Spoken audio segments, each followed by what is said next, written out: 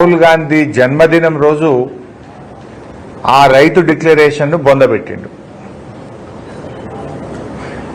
ఎందుకు ఈ మాట అంటున్నా అంటే వరంగల్లో రాహుల్ గాంధీ గారు డిక్లేర్ చేసిన రైతు డిక్లరేషన్ లో అన్ని పంటలకు ఎంఎస్పీతో పాటు ఎంఎస్పీకి అదనంగా 500 రూపాయలు ఇస్తామని చెప్పి ఆనాడు రాహుల్ గాంధీ గారు రైతు డిక్లరేషన్ లో ప్రకటించారు.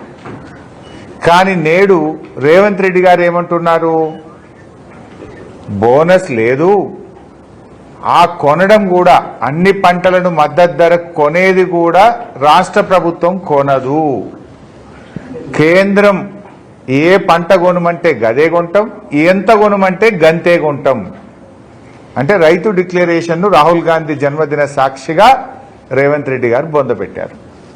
ఇదే రేవంత్ రెడ్డి గారు కూడా కొన్ని సందర్భాల్లో మాట్లాడుతూ ఏమన్నారంటే,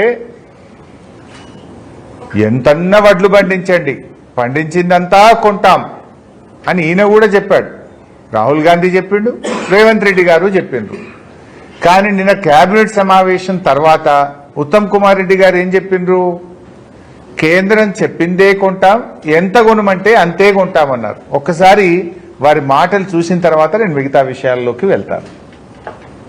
ఈనాడు ఇందిరమ్మ పాలనలో మీరు వరి పండించండి, మీరు పండించిన చివరి గింజ వరకు ఈ ప్రభుత్వం కొనుగోలు చేస్తుంది, మీరు సన్న వడ్లు పండించండి, 500 రూపాయల బోనస్ ఇచ్చి మిమ్మల్ని ఆదుకుంటా, మీకు గిట్టుబాటు ధరనే కాదు వ్యవసాయాన్ని లాభసాటిగా చేస్తామని చెప్పి ఈనాడు మన ప్రభుత్వం నిర్ణయం తీసుకున్నది.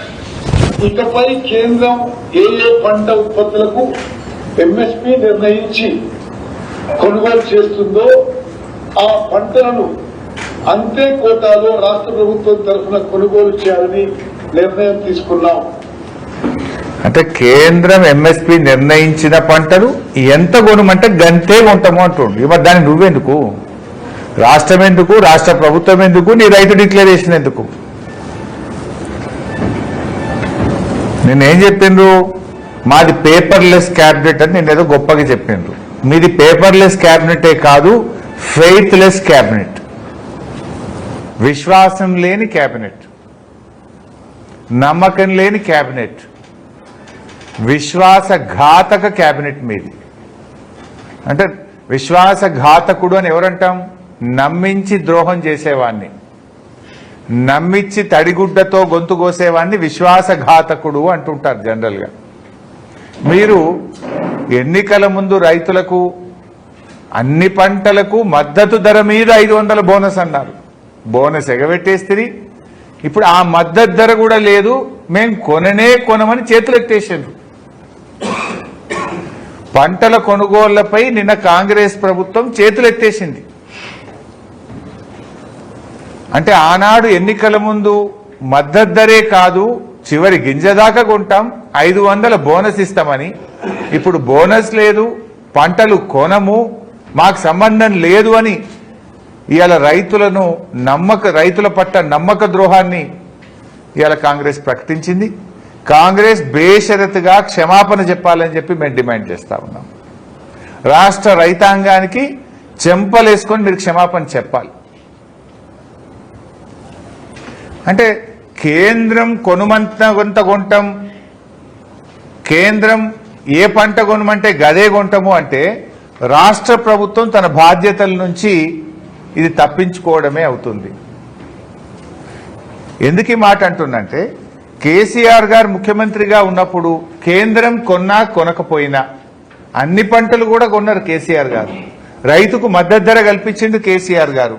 కానీ నువ్వేమంటున్నావు, కేంద్రం కొనుమన్నదే కొంటా, ఎంత కొనమంటే గంతే కొంటా అంటున్నావు.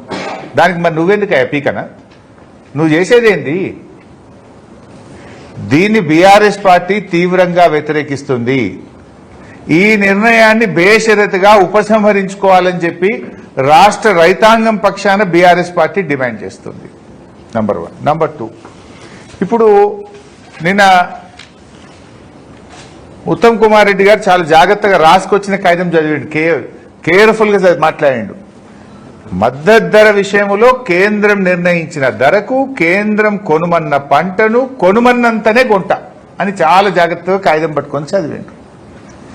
ఇక్కడ రైతాంగం అర్థం చేసుకోవాల్సింది, ఇప్పుడు కేంద్రం కొనుమన్న పంటను అన్నాడు.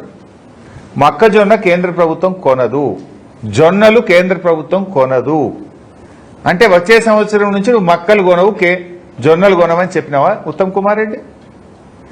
కేంద్రం కొనుమన్న పంటనే కొంటాను, మరి కేంద్రం మక్కలు కొంటలేదు ఇప్పటిదాకా ఈ రాష్ట్రంలో, జొన్నలు కొంటలేదు. కేసీఆర్ గారు ఉన్నప్పుడు మక్కలైనా జొన్నలైనా కేసీఆర్ ప్రభుత్వమే కొన్నది, నష్టం వచ్చినా రాష్ట్ర ప్రభుత్వమే భరించింది, రైతుకు మాత్రం మద్దతు ధర అందించింది అది బీఆర్ఎస్ ప్రభుత్వం. నువ్వేమంటున్నావు? కేంద్రం కొనుమన్న పంటనే కొంటా అంటున్నావు. కేంద్రం ఎంఎస్పీ మాత్రమే ప్రకటిస్తుంది తప్ప మక్కలు జొన్నలు కొనదు అంటే ఇవాళ నుంచి నువ్వేం చెప్పినావు? ఈ వానకాలం నుంచి ఇక మక్కలు కొనమని చేతులు ఎత్తేసినావా ఉత్తమ్ కుమార్ రెడ్డి? జొన్నలు కొనమని చేతులు ఎత్తినావా రేవంత్ రెడ్డి? అదేవిధంగా